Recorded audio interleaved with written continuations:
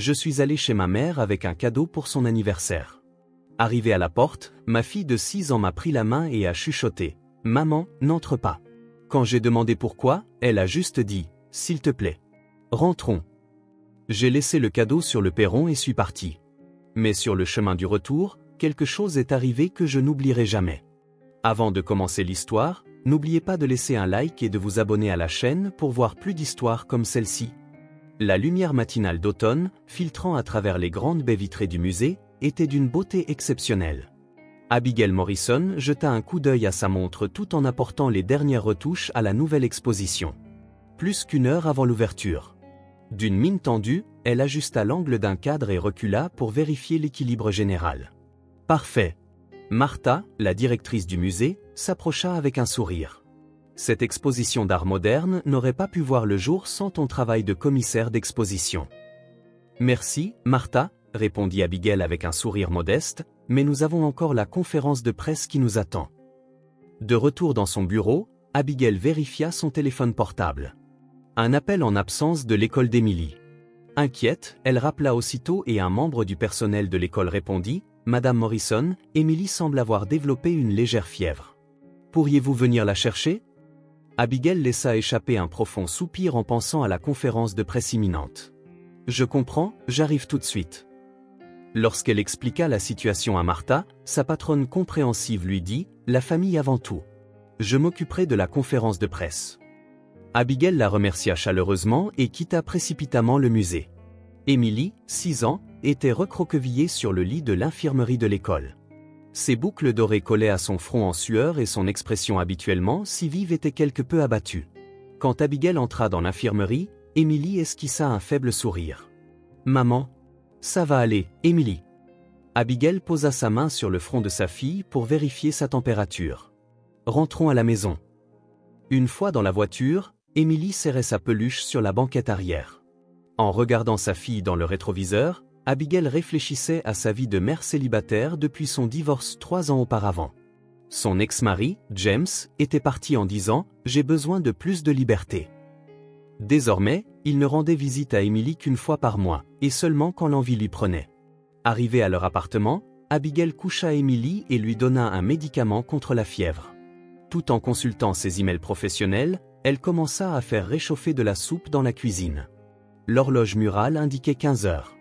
Normalement, elle aurait dû être en train de répondre aux questions des journalistes. Le téléphone sonna, affichant le nom de sa mère, Carol. Abigail hésita un instant avant de répondre. « Abby, comment vas-tu » La voix de Carol était toujours jeune et pleine d'énergie. « Ça va. Emily a de la fièvre, alors j'ai quitté le travail plus tôt. »« Ma pauvre. Mais je suis content de t'avoir. En fait, j'organise une fête d'anniversaire samedi prochain. Bien sûr, je veux que toi et Emily veniez. » Abigail se mordit involontairement la lèvre. Ce serait sa première rencontre avec le nouveau petit ami de sa mère, Victor Harris. 2 mois auparavant, sa mère, après avoir réussi dans l'immobilier, avait soudainement commencé à fréquenter cet homme plus jeune et avait emménagé avec lui dans une luxueuse maison en bord de mer. Abigail éprouvait une vague méfiance envers Victor, mais ne pouvait l'exprimer à sa mère. « Bien sûr, nous viendrons, maman. Si Emily va mieux, elle sera ravie de voir mamie. »« Merveilleux. Victor a hâte de vous rencontrer toutes les deux. » La voix de Carol était emplie de bonheur. « C'est vraiment quelqu'un de formidable, tu verras quand tu le rencontreras. » Abigail sourit et répondit « Oui, j'en suis sûre. » Après avoir raccroché, elle regarda par la fenêtre de son appartement donnant sur le quai. Elle pouvait voir la mer du soir. Dans son cœur, des émotions complexes tourbillonnaient à propos de la nouvelle vie de sa mère. Durant le week-end, entre ses heures de travail, Abigail chercha un cadeau pour sa mère. Elle finit par trouver une rare broche ancienne que sa mère désirait depuis des années. Vendredi soir, après avoir terminé son travail au musée, elle récupéra Emily à la garderie et commença à rouler le long de la route côtière.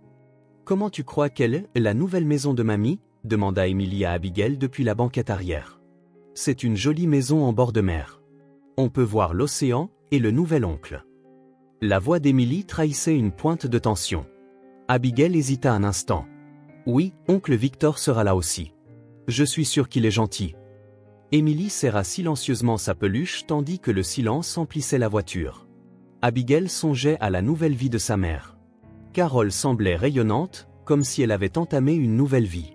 Par moments, Abigail trouvait cela à la fois enviable et préoccupant. Tandis qu'elle longeait la côte, Abigail tapotait des doigts au rythme du morceau de jazz qui passait à la radio.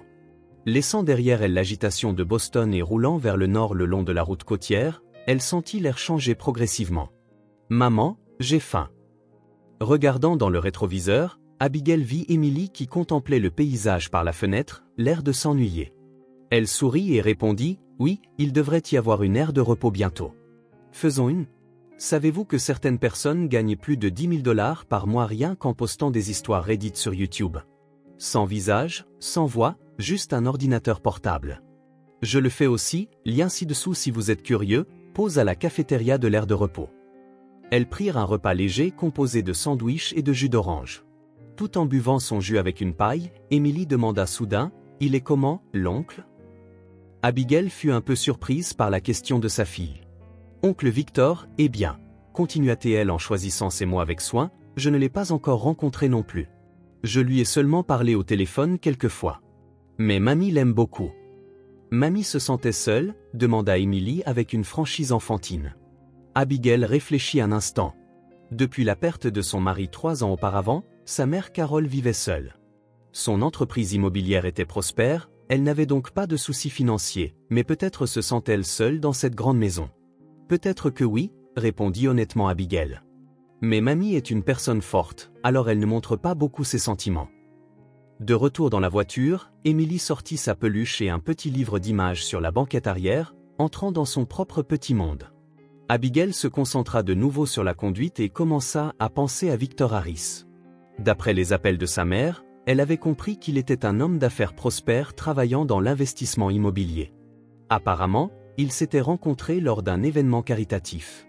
Abigail fronça involontairement les sourcils. C'était peut-être juste un préjugé, mais elle ne pouvait s'empêcher de ressentir quelque chose de suspect à son égard. Cependant, sa mère semblait vraiment heureuse, pour la première fois depuis longtemps. La voix de Carol au téléphone était pleine de jeunesse et d'énergie.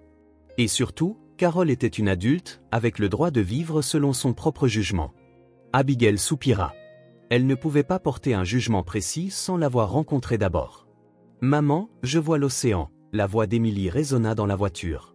En effet, l'horizon bleu de l'Atlantique commençait à apparaître sur le côté droit de la route. D'ici, elle entrerait sur le territoire de la luxueuse zone de villégiature de Cap-Ann. Comme sa mère le lui avait indiqué, Abigail quitta la route côtière pour s'engager sur une petite route secondaire montant une pente douce bordée de pins. La route devenait de plus en plus étroite, avec de grandes maisons de vacances disséminées des deux côtés. « Waouh, c'est incroyable !» Emily se pencha par la fenêtre, regardant les grandes maisons. Des maisons avec des piliers blancs et de larges vérandas, des maisons modernes en verre, des maisons en pierre qui transpiraient l'histoire. Tout était clairement très cher. Abigail continua plus profondément, suivant les instructions du GPS. Selon la carte, la nouvelle maison de plage de sa mère était située près de la pointe de la péninsule, dans un endroit surplombant la mer. À environ 2 heures de route de Boston, les propriétés dans cette zone avec plage privée ne devaient pas coûter moins de plusieurs millions de dollars. « Maman », le ton d'Emily changea, « cet endroit est bizarre. » Abigail jeta un coup d'œil à sa fille dans le rétroviseur.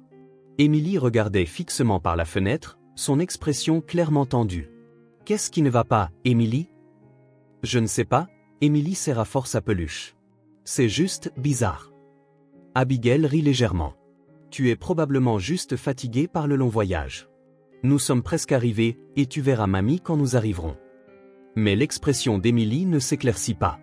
Elle resta silencieuse et commença à tripoter l'oreille de sa peluche. Abigail s'inquiéta un peu, mais le GPS de la voiture annonça « Destination dans 1 mile ». La route se rétrécit encore, serpentant à travers les arbres. Soudain, les arbres s'ouvrirent et elles débouchèrent au sommet d'une falaise surplombant la mer. Là se dressait la maison de plage vers laquelle elles se dirigeaient. C'était un grand bâtiment blanc de 3 étages avec de grandes baies vitrées qui devait offrir une vue panoramique sur l'océan. Un jardin bien entretenu s'étendait autour du bâtiment, et des escaliers en bois menaient à la plage en contrebas. Abigail eut le souffle coupé. Sa mère avait-elle vraiment acheté une maison aussi luxueuse? Ou était-ce une location? Arrêtant la voiture devant le portail, elle appuya sur le bouton de l'interphone. Après un moment, une voix masculine basse et calme répondit « Oui, qui est-ce » ? Abigail Morrison, la fille de Carol Bradley. « Ah, Abigail. Nous vous attendions. Entrez, s'il vous plaît. » Avec une tonalité électronique, le portail s'ouvrit lentement. Abigail entra, se dirigeant vers l'aire de stationnement circulaire devant la maison. Plusieurs voitures de luxe y étaient déjà garées. Il semblait que d'autres invités étaient également arrivés. « Il y a beaucoup de voitures, » dit Emily d'une petite voix. Quand Abigail se retourna, sa fille regardait dehors avec anxiété. « C'est parce que c'est une fête. Je suis sûre que les amis de mamie sont là aussi. » Après avoir garé la voiture, Abigail prit le paquet cadeau sur la banquette arrière. Emily sortit lentement de la voiture et resta près de sa mère. « Qu'est-ce qui ne va pas ?» Abigail posa sa main sur la tête de sa fille. « Ça va, on va voir mamie. » Emily resta silencieuse, serrant fort la main d'Abigail. Sa petite main était froide et semblait trembler légèrement. Marchant le long du chemin de pierre magnifiquement entretenu, elles se dirigèrent vers la magnifique entrée. À mesure qu'elles approchaient, des rires et des bruits de conversation provenaient de l'intérieur de la maison. À travers les grandes baies vitrées, elles pouvaient voir des gens élégamment vêtus discutant, des coupes de champagne à la main. Abigail serra la main d'Emily et dit « Allons-y ». Cependant, juste au moment où Abigail s'apprêtait à avancer, Emily s'arrêta brusquement et agrippa fermement la main de sa mère. « Qu'est-ce qui ne va pas, Emily ?» Abigail regarda le visage de sa fille. Emily leva les yeux vers la maison de plage, les yeux écarquillés. Elle secoua lentement la tête, sa voix tremblante. « Maman, n'entre pas là-dedans. » Abigail fronça les sourcils, surprise. « Pourquoi ? Mamie nous attend. » La petite main d'Emily serra encore plus fort celle d'Abigail. La peur se lisait dans ses yeux. « S'il te plaît, rentrons à la maison. » Abigail fut momentanément confuse. Emily était souvent imaginative et parfois anxieuse, mais elle n'avait jamais vu sa fille avoir si peur de quelque chose. Tout son corps tremblait légèrement. « Emily, que s'est-il passé ? As-tu vu quelque chose ?» Elle suivit le regard de sa fille. À travers les fenêtres, elle pouvait voir la fête. Des hommes discutaient, des verres à la main. Des femmes portaient des robes élégantes, souriant et conversant. Mais elle ne voyait pas sa mère. « Je ne peux pas dire, » dit Emily d'une voix tremblante, « mais c'est un endroit effrayant. » La porte de la maison de plage s'ouvrit et un homme sortit. Abigail comprit instinctivement que c'était Victor. Il était plus séduisant qu'elle ne s'y attendait, portant un costume ajusté, ses cheveux argentés brillant au soleil. Il regarda autour de lui dans le jardin, cherchant clairement quelqu'un. Abigail se cacha instinctivement derrière un buisson. Elle ne savait pas pourquoi elle avait agi ainsi. C'était juste une réaction instinctive. « Pourquoi on se cache ?» demanda Emily à voix basse. « Je ne sais pas », répondit honnêtement Abigail. Elle regarda le visage d'Emily. L'instinct maternel joua à la vue de l'expression pâle de sa fille. Emily avait réellement peur de quelque chose, et Abigail elle-même éprouvait une méfiance inexplicable envers le fiancé de sa mère. Elle prit une décision. « D'accord, Emily. Laisse-moi réfléchir un instant. » Abigail sortit son téléphone portable et appela sa mère. Pas de réponse. Elle essaya de nouveau, mais toujours aucune connexion. « C'est étrange, » murmura-t-elle. « Maman répond toujours à son téléphone. » Regardant à nouveau l'entrée, Victor était déjà rentré à l'intérieur. Abigail prit une profonde inspiration et réfléchit. Elle était une personne rationnelle. En tant que conservatrice de musée, elle avait confiance en sa pensée logique et ses capacités d'analyse. Mais maintenant, elle était sur le point de suivre la peur de sa fille et sa propre vague anxiété. Était-ce irrationnel ? Elle regarda de nouveau le visage de sa fille. « Emily, veux-tu vraiment partir ? Ne peux-tu pas me dire pourquoi ?» Emily regarda droit dans les yeux de sa mère. Il y avait une expression déterminée sur son petit visage. « Mamie est en danger. Ces gens, ce sont de mauvaises personnes. » Abigail frissonna. Il y avait une certitude déconcertante pour son âge dans la voix d'Emily. « D'accord, » répondit-elle doucement. « Je vais juste laisser le cadeau, puis nous partirons. » L'expression d'Emily s'adoucit un peu. Abigail prit un bloc-notes et un stylo de son sac à main et écrivit un court mot. « Emily ne se sent pas bien, alors malheureusement nous rentrons aujourd'hui. Accepte s'il te plaît ce cadeau. Je t'appellerai plus tard. Avec tout mon amour, Abby. » Elle attacha le mot au paquet cadeau et s'approcha doucement du porche. Juste au moment où elle posait le cadeau et s'apprêtait à tourner les talons, la porte s'ouvrit. « Abigail. » Victor Harris se tenait là, un large sourire aux lèvres. Il ouvrit les bras et s'approcha d'elle comme s'ils étaient de vieux amis. Enfin, nous nous rencontrons. Carol m'a tant parlé de vous. Abigail esquissa un sourire de convenance malgré sa tension. Enchanté de vous rencontrer, Victor. Où est ma mère? Carol est à l'étage, en train de se préparer. Elle a dit qu'elle allait mettre une robe spéciale. Les yeux de Victor étaient chaleureux et sa voix amicale, pourtant quelque chose clochait. Était-ce que ses yeux ne souriaient pas, ou la légère tension dans sa posture? Je vois. En fait, Abigail se tourna vers Emily. Sa fille attendait près de la voiture, l'air visiblement anxieux. Ma fille ne se sent pas très bien. J'ai pensé que je déposerais juste le cadeau. L'expression de Victor changea légèrement. Ce ne fut qu'un instant, mais Abigail vit distinctement un éclair d'irritation. C'est dommage. Mais n'entrez-vous pas, juste pour un petit moment? Carol avait vraiment hâte de vous voir. Je suis désolé, Emily ne se sent pas bien. Victor posa sa main sur son épaule. Le contact était amical, mais d'une manière ou d'une autre autoritaire. J'ai préparé une boisson spéciale aussi, pour tout le monde. Il y avait une force subtile dans sa voix. Abigail recula et sourit poliment. Peut-être une prochaine fois. Transmettez mes salutations à maman. Je l'appellerai. Elle posa le cadeau sur le porche et commença à marcher vers Emily, sentant le regard de Victor dans son dos. Abigail prit la main de sa fille. Allons-y, dit-elle doucement. Tandis qu'elle marchait vers la voiture, Abigail ne regarda pas en arrière, mais quand Emily se retourna, elle chuchota « Maman, cet homme regarde ». Montant dans la voiture et démarrant le moteur, Abigail vérifia Victor dans le rétroviseur. Il fixait en effet leur voiture avec insistance. « Attache bien ta ceinture », dit Abigail. Au moment où elle s'apprêtait à partir, un autre homme sortit de l'entrée et commença à parler avec Victor. C'était un visage inconnu. Quand Victor pointa la voiture, cet homme les regarda aussi. « Maman, partons vite !» La voix d'Emily tremblait sur la banquette arrière. Juste au moment où Abigail s'apprêtait à passer une vitesse, Victor se précipita vers la voiture. Il frappa à la fenêtre. « Abigail, Carol veut te parler au téléphone. » Abigail hésita un instant. Devait-elle parler à sa mère? Mais le moteur tournait déjà. Quelque chose lui murmurait « Pars maintenant !»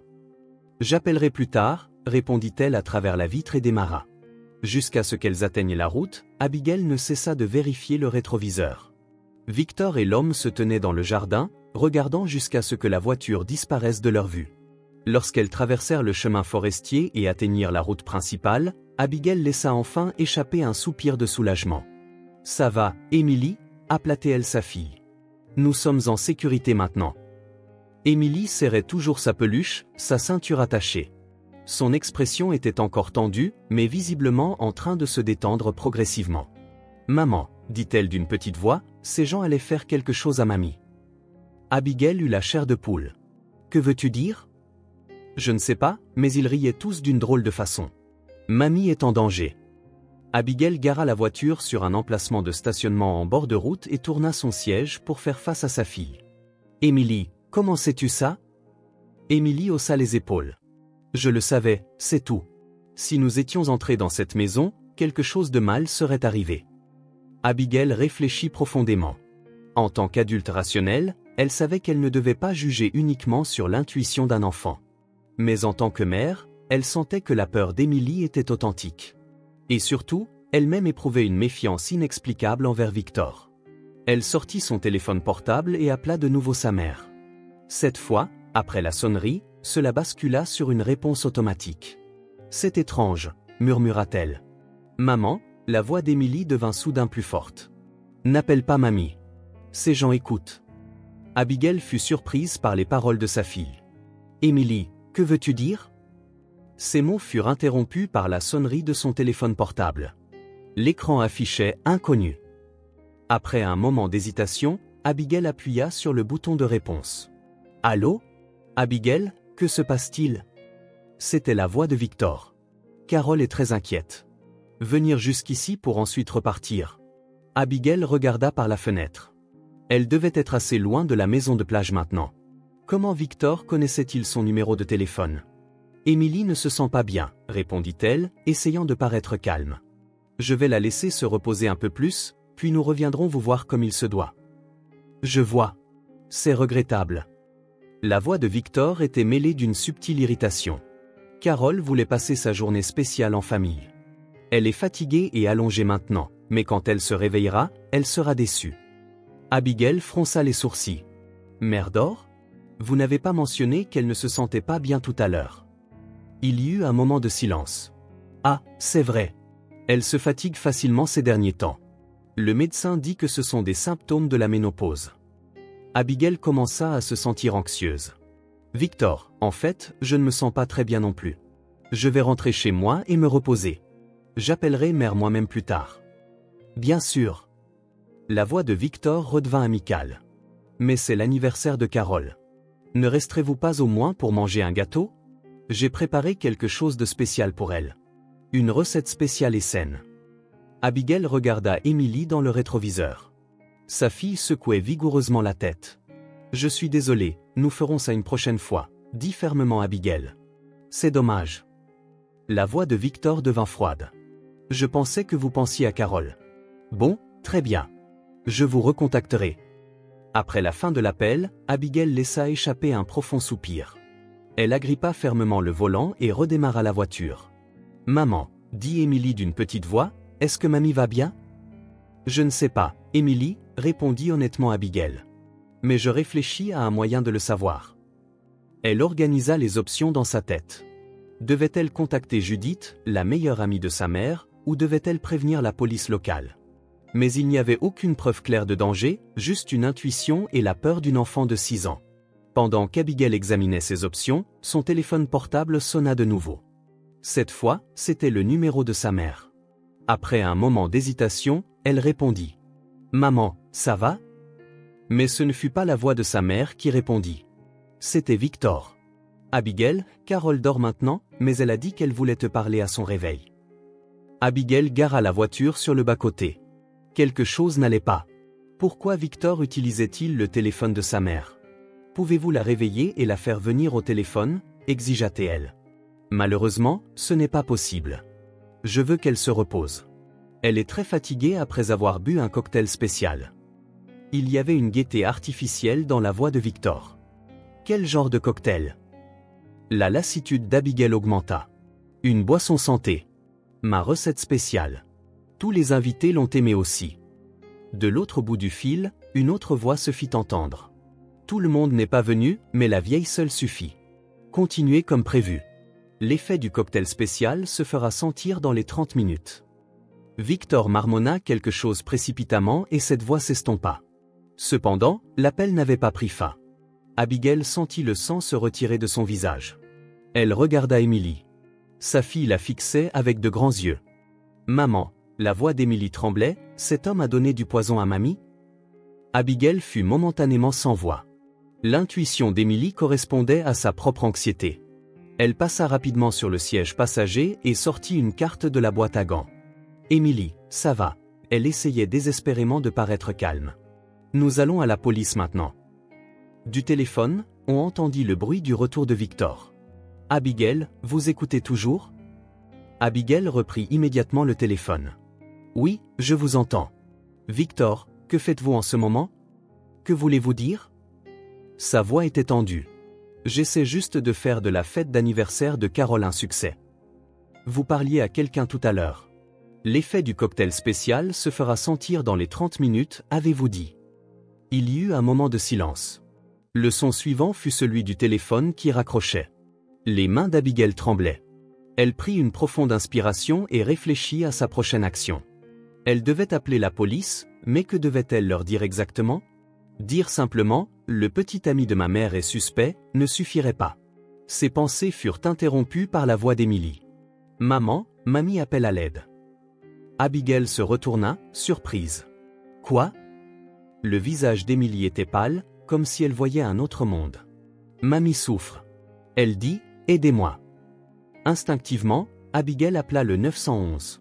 Lorsque l'opérateur répondit, elle expliqua brièvement la situation, que sa mère pourrait être en danger, qu'elle avait entendu des conversations suspectes, et elle donna l'adresse exacte de la maison de plage. « Nous envoyons des officiers, » dit l'opérateur d'une voix calme.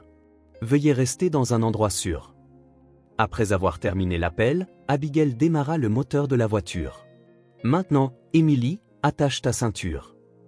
Où allons-nous? Demanda Émilie avec anxiété. Au poste de police. Nous y retrouverons les officiers.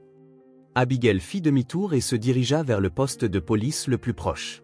Dans son esprit, des fragments d'informations commençaient à se connecter. Sa mère ne se sentait pas bien récemment, Victor parlant d'un cocktail spécial, et la conversation sur un plan. « Maman, » dit Émilie d'une petite voix, « cet homme était une mauvaise personne, n'est-ce pas ?» Abigail sourit à sa fille. « Ton instinct était juste, Émilie. Si tu ne m'avais pas prévenu. » Elle ravala ses mots. En arrivant au poste de police, plusieurs voitures de patrouille se préparaient déjà à se déployer. Abigail sortit rapidement de la voiture et s'approcha de l'officier le plus proche. « Êtes-vous mademoiselle Morrison ?» demanda l'officier. « Veuillez me donner les détails de la situation. » Pendant qu'elle expliquait, un autre officier apporta un chocolat chaud à Émilie. Abigail raconta tout à la police, la conversation qu'elle avait entendue, l'état récent de sa mère et sa méfiance envers Victor. « Nous allons vérifier immédiatement, » dit l'officier. « Veuillez attendre ici. » Abigail s'assit à côté d'Émilie, passant son bras autour d'elle et la serrant contre elle. « Ça va, Émilie? Tu es une fille si courageuse. » Émilie se blottit contre sa mère et chuchota, « Est-ce que mamie sera sauvée? » « J'en suis sûre, » dit Abigail, mais l'anxiété tourbillonnait dans son cœur. Leur passée dans la salle d'attente du poste de police sembla la plus longue de la vie d'Abigail.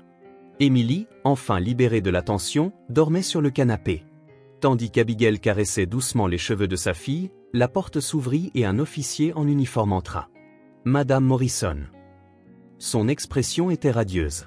« Votre mère est en sécurité. Elle est transportée à l'hôpital en ambulance en ce moment même. » Des larmes de soulagement coulèrent des yeux d'Abigail. « Vraiment? Que s'est-il passé? » Quand nous sommes arrivés, plusieurs participants à la fête se plaignaient de malaise. Votre mère était également dans un état second, mais heureusement, ce n'était pas grave, expliqua doucement l'officier. Nous avons arrêté Victor Harris et un autre homme. Des échantillons de boissons ont été confisqués pour analyse. Poison, les détails sont encore en cours de confirmation, mais des substances de type sédatif ont été détectées. Grâce à votre signalement, le pire a été évité. 3 jours plus tard, Abigail rendit visite à Carol dans sa chambre d'hôpital. Sa mère paraissait plus mince que d'habitude, mais elle était assise sur le lit, s'amusant à faire de l'origami avec Émilie. Quand Abigail entra dans la chambre, Carol afficha un sourire radieux. « Abby !» Elle tendit la main vers sa fille. « Grâce à toi et à Émilie, je suis en vie. » Abigail serra fort la main de sa mère. L'enquête avait révélé que Victor et son complice avaient prévu de s'en prendre à la fortune de Carol. Ils l'avaient lentement empoisonnée d'abord, puis prévoyaient d'éliminer toute la famille qui interférerait avec l'héritage, tout cela d'un coup à la fête. « Je n'ai jamais rien réalisé, » dit Carol douloureusement. « Croire que cette personne, je l'ai invitée chez moi. »« Ne te blâme pas, maman, » dit doucement Abigail. « Cela pourrait arriver à n'importe qui. » Carol regarda Émilie. « Mais pourquoi Émilie savait-elle? Comment a-t-elle senti le danger? » Abigail regarda aussi sa fille. Émilie était près de la fenêtre, souriant avec un origami en forme d'oiseau à la main. « Je ne sais pas, » répondit honnêtement Abigail. « Mais il est certain que son intuition nous a sauvés. » Un mois plus tard, Carol vendit la maison de plage et acheta une petite maison près de l'appartement d'Abigail et Émilie. Un soir calme, toutes les trois étaient assises ensemble sur le porche de la nouvelle maison de Carol. Émilie, Carol tendit une petite boîte à sa petite fille. « C'est un cadeau spécial pour toi. » À l'intérieur de la boîte se trouvait un magnifique pendentif ancien. Il avait été transmis par la mère de Carol. « Ton sens spécial m'a sauvé la vie, » dit Carol, les larmes aux yeux. « À partir de maintenant, vivons plus proches les unes des autres et protégeons-nous mutuellement. » Émilie serra le pendentif contre sa poitrine, rayonnante d'un large sourire. Abigail regardait sa mère et sa fille, remplie d'une profonde gratitude. Si elle n'avait pas écouté l'avertissement d'Émilie ce jour-là. Parfois, l'intuition d'un enfant peut être plus correcte que la raison d'un adulte, murmura doucement Abigail. Le soleil se coucha à l'horizon, et les longues ombres des trois s'étirèrent sur le porche.